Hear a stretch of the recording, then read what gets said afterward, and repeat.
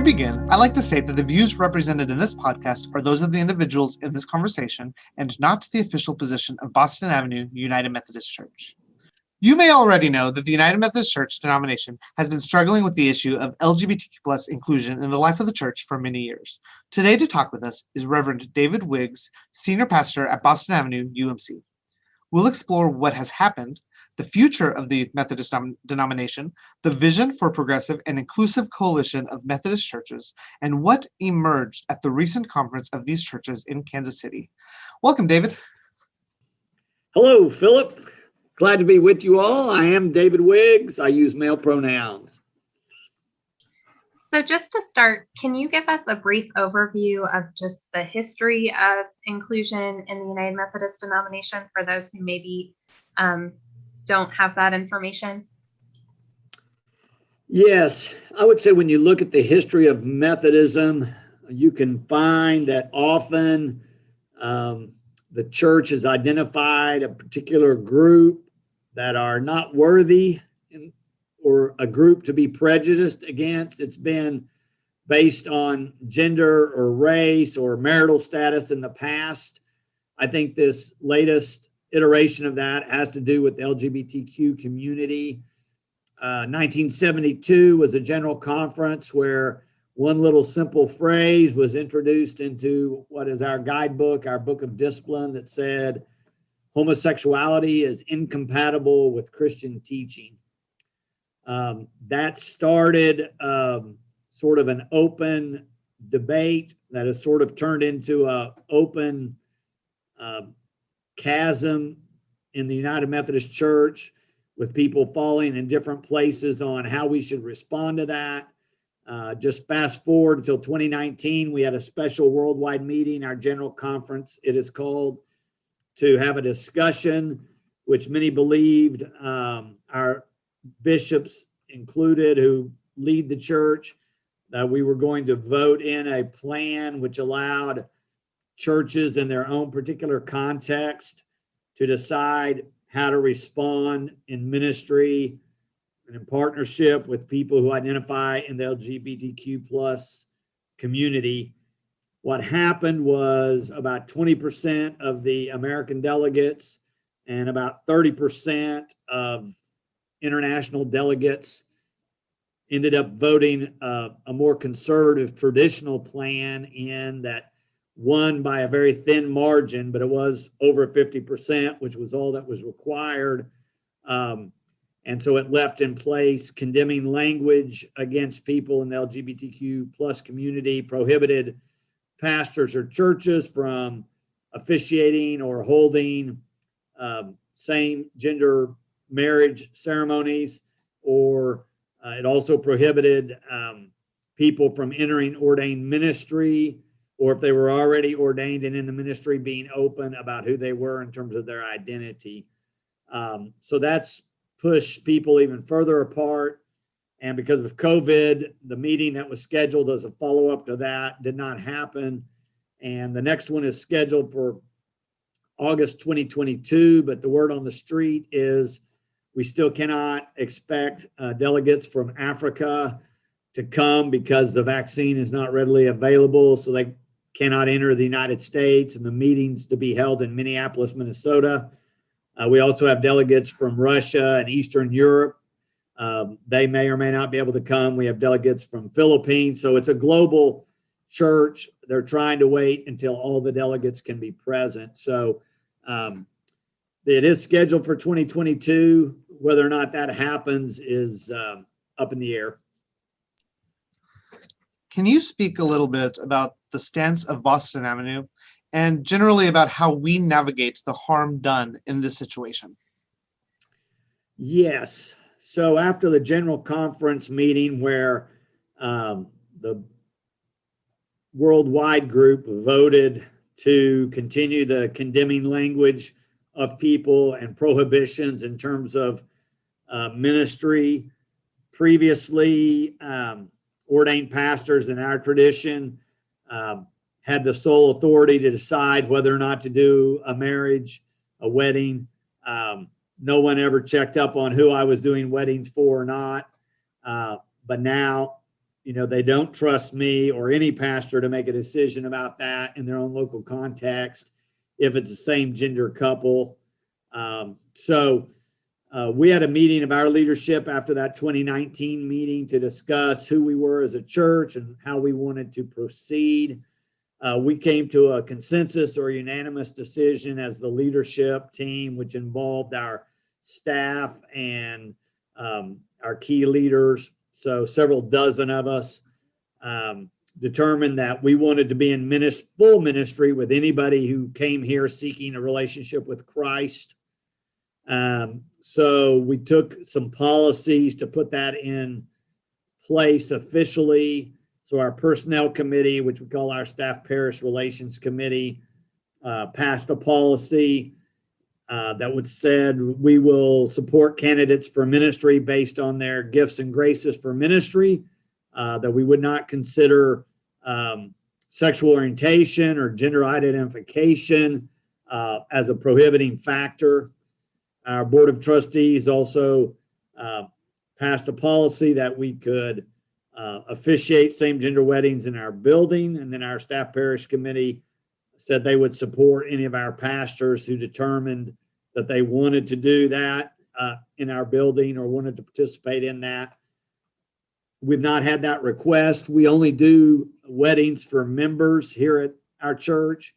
So we have gay couples, some that are married, some that are not, that are here at the church, but we've not been requested to do a marriage yet here on the premises. I anticipate that is coming in the future. So we'll have to cross that bridge when we get to it. But we've put policies in place to indicate to everyone in our congregation. And after our individual groups did that, our official board, administrative board, also endorse those policies. So we're proceeding as if we're in full ministry with anyone who comes here, despite what our denomination has said. So we are at odds with where our denomination is on this. We have not violated the book of discipline, even though we disagree with the current language and positions that the discipline has taken. So just to follow up on the kind of second part of Philip's question, why is it important to us to have the stance that we do, to have passed the policies that we do? What is the scope of harm? Because I think it sounds like we're talking about, just rules that are written down. What is the kind of theological piece or the impact on lived experiences? Sure. So I could jump back to my time in seminary in the 1980s. The person in my class who I thought was the most capable student and was most likely to be the most effective pastor came out while we were in seminary. And of course, that immediately put his ministry in jeopardy. For him to be fully who he was would prohibit him from ever serving in the United Methodist Church. So all of a sudden, he has to live a double life to respond to his call from God and to be authentically who he believes God's created him to be. And so he's lived with that burden throughout his ministry. His appointments have been limited because of that, who he can be honest with and what he can say. He faces discrimination at every turn. I have other friends who wanted to be pastors, who felt called to the ministry, but because of their sexual orientation, did not enter into the process because they would have to hide a central part of who they are, and they would know that the conflict and the condemnation, if they were fully open with these different vetting committees, would have been so harmful and damaging, just to their own self and psyche. And you can multiply that by hundreds just in the United Methodist Church, not to mention that the condemnation for our young people is dramatic. The number of children and youth who have done self-harm, if not completed suicide, when you look at those statistics, it's much higher than sort of the general stats for that age group. It's clearly linked to young people trying to sort out their own identity and feeling condemned either by the church and their family or important individuals in their life of faith. So there's, the ripples of the harm go in lots of different directions. Our feeling here is that the call of God on our lives to follow Christ is to extend love and care and want good to come to anyone who's seeking that relationship. And we're going to do all we can to help them connect with Christ and know that love of God alive in their lives. So that's kind of where we are and how we're approaching it. And one of John Wesley's 3 rules is do no harm. And we're trying to live into that as well. That is a great point. His first general rule to all of his followers was do no harm. And obviously that gets violated regularly with the current stance we have. Think about my own life.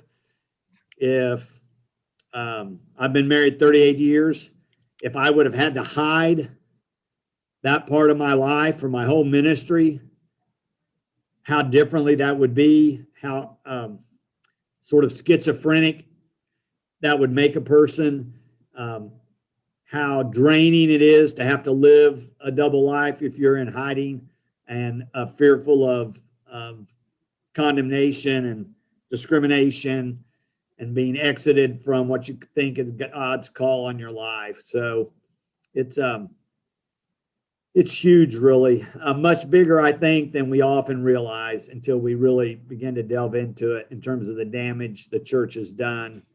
And just as an aside, for anyone listening who believes that the Bible condemns homosexuality, just to be clear about that, my belief is we have a lot of bad biblical scholarship around that.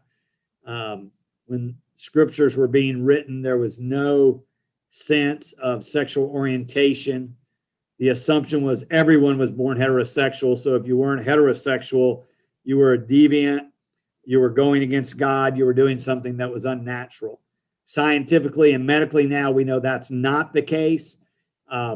As good United Methodist, we use reason to help develop our responses along with scripture and tradition of the church and our own personal experiences as God leads us. And so we've changed any number of positions we've had on moral issues. This is one where we're still divided about, but personally, I think it's very clear that what we're talking about in terms of either someone's identification of their own gender and or whom they love, there's nothing condemning that in the scriptures. Some listeners may be wondering, why can't you, Boston Avenue, just go ahead and leave the United Methodist Church? Why, if you disagree with the United Methodist Church and the Book of Discipline on this issue, why can't you just leave? So what barriers do exist for a place like Boston Avenue to just leave the denomination? Right. So the history of United Methodism is tied up in the history of Methodism that goes back all the way to the 1700s to John Wesley in England before it crossed the Atlantic to the United States and now has become a global phenomenon.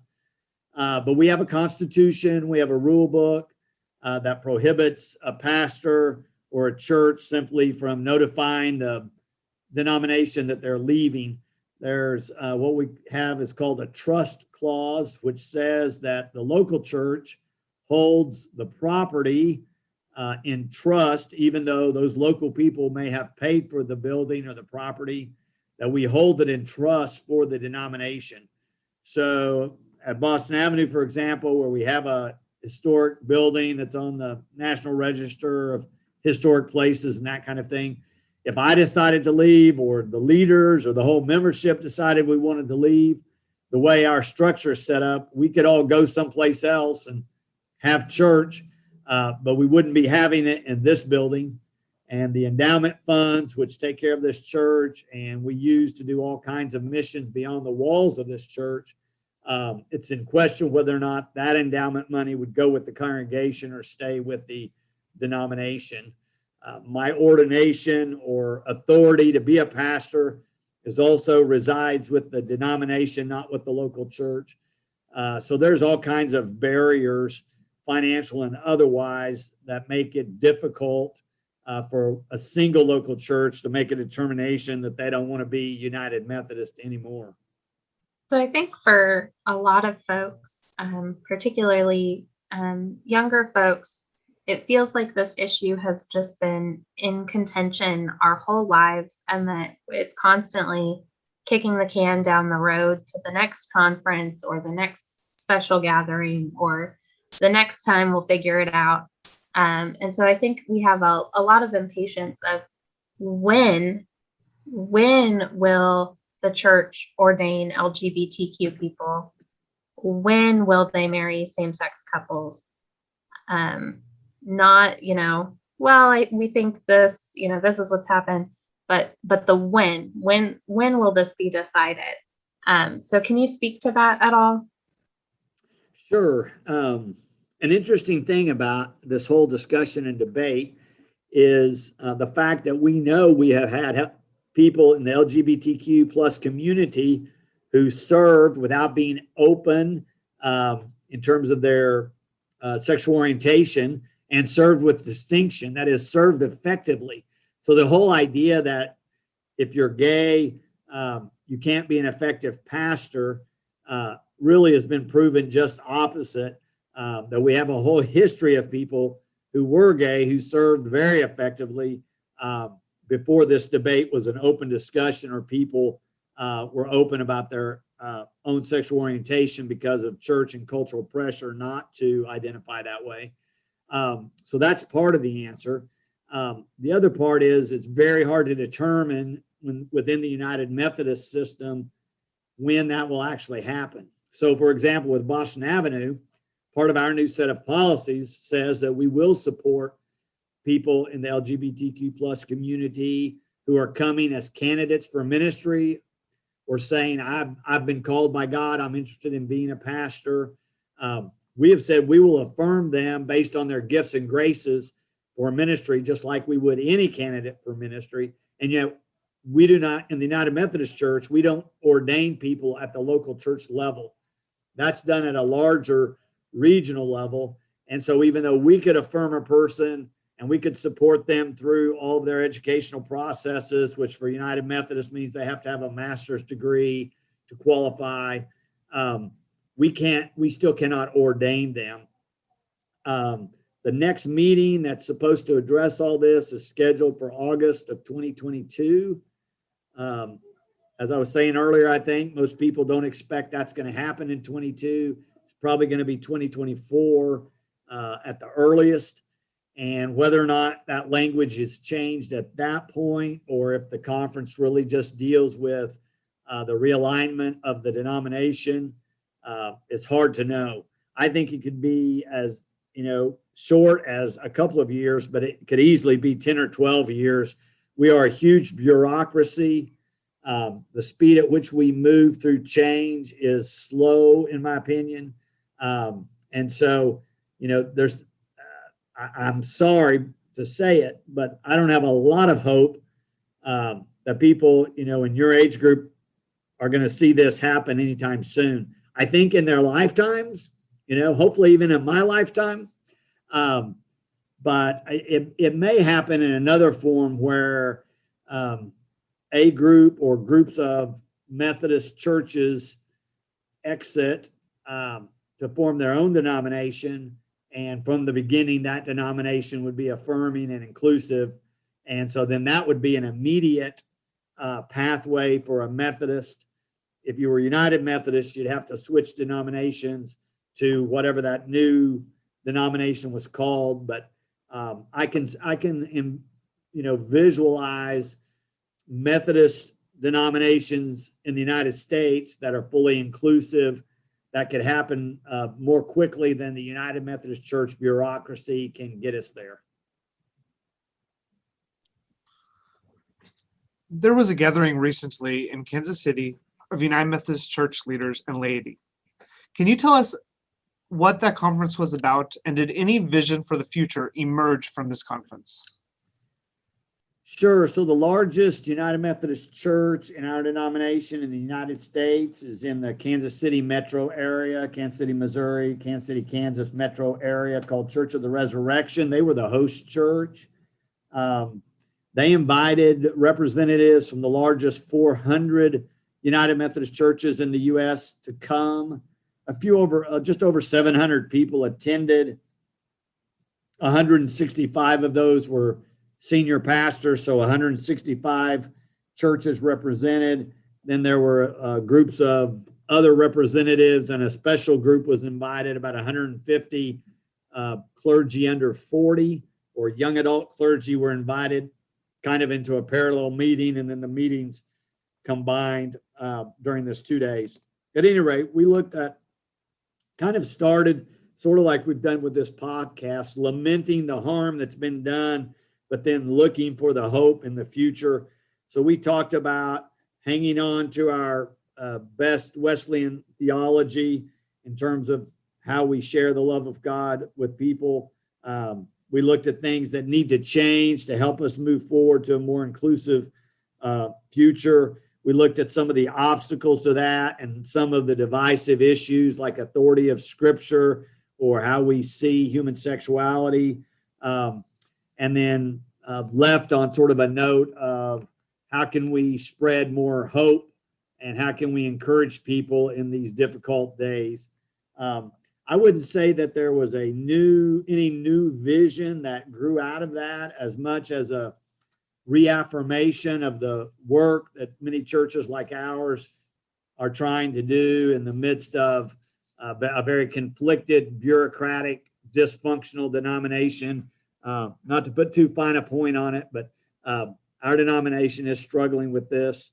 But, I would say we ended up with all agreeing that we want to emphasize that we lead with God's grace. That's what we're trying to share in terms of good news with people, is God's love and forgiveness, God's inclusiveness, God's creating of diversity and blessing us with diversity, along with, passion for being followers of Jesus Christ and in seeing that as a pathway to service and do good to other people, serve and do good to other people.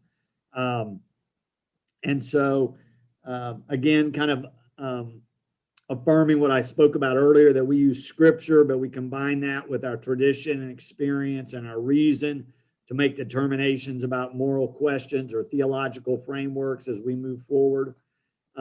So it was a important session to see that many United Methodists together in one place.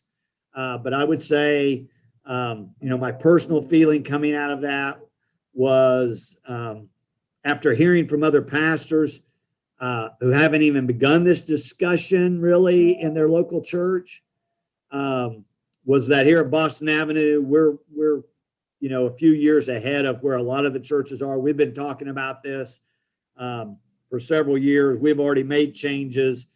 We've employed people who are in the LGBTQ plus community on our staff, and they have leadership positions within our local church.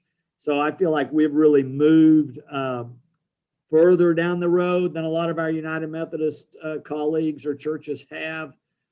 So in one way, that's encouraging for us locally, kind of discouraging when we look at the bigger picture for me, even though these are moderate progressives, some traditional moderates, all part of this meeting, but nearly 100% of them saying they wanted to be a part of a denomination where a diversity of opinion and theological questioning is encouraged and affirmed, that we didn't have to be a doctrinal church or have a unilateral doctrine or theology that everybody had to sign off to be acceptable. So that part is very, I think, a very true and pure part of our United Methodist tradition, which is very positive. So another recent development around this issue is the Call to Grace letter. So could you tell us a little bit about that? It was just recently published as an open letter. And I know that you were a signatory. So if you would share some about that, that would be awesome. Right. You can find that online in different places, probably if you just Google a call to grace or United Methodist call to grace. But basically, a group of us encouraging our bishops, who are the elected leaders of our denomination, to not wait for general conference to begin allowing churches to function as they felt led. So that would be empowering somebody like Boston Avenue to continue in the direction we're going in terms of inclusion. But also there's a whole group of churches, nobody really knows how large it is, but a group of churches who are more conservative, who want to affirm a traditional view of marriage as one man, one woman, no gay people, no LGBTQ people allowed, basically, unless they come in as sinners wanting to repent and change their identity. That would really want to leave the denomination, even though they won the 2019 vote on our language and our discipline. And so the letter is an encouragement to lead with grace and help those churches move on, no matter what direction they're going. And if they want to exit the denomination, like we talked about earlier, that's very difficult.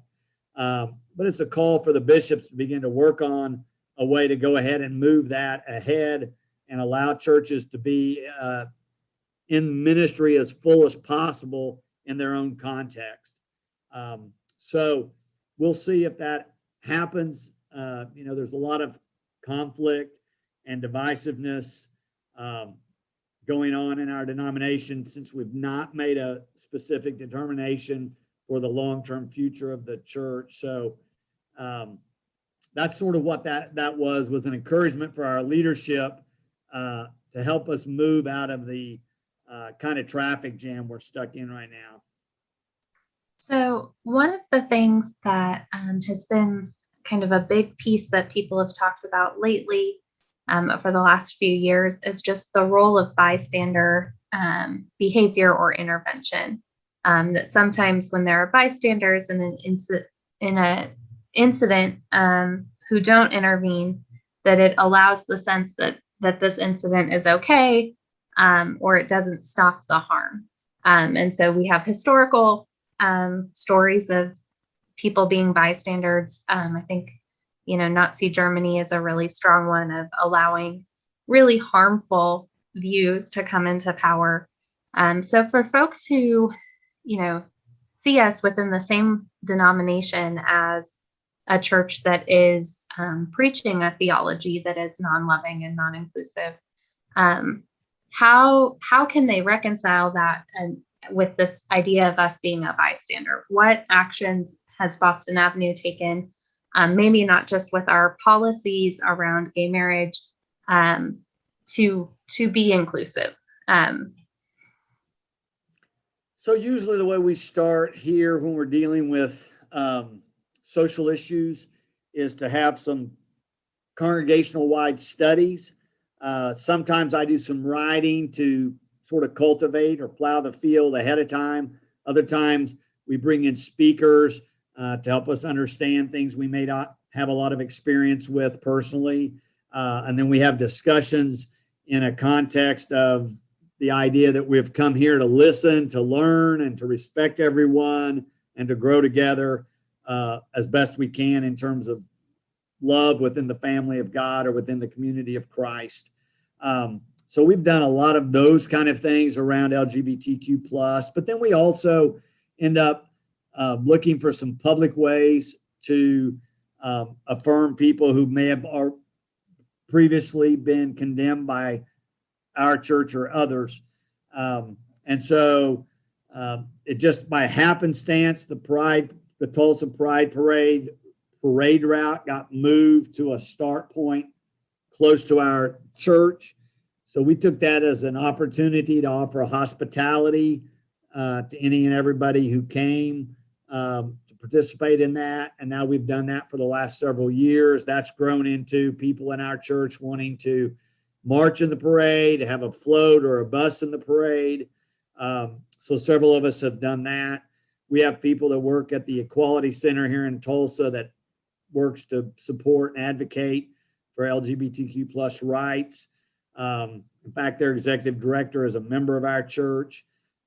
So we work on this at different levels. We try to be sensitive to it in terms of families who are here or coming here because they have a family member that's transitioning, or a child who has told parents that they are gay or lesbian or trans. So it happens in different ways at different levels. Some of very public, some of very private, supporting families or having a support group for parents and or people in the community that need that kind of additional support. Is there anything else you would like to add? I would just want to add that just as our country is in the midst of a cultural divide politically and around whether or not you can trust science or news, that same affliction happens to United Methodist in America.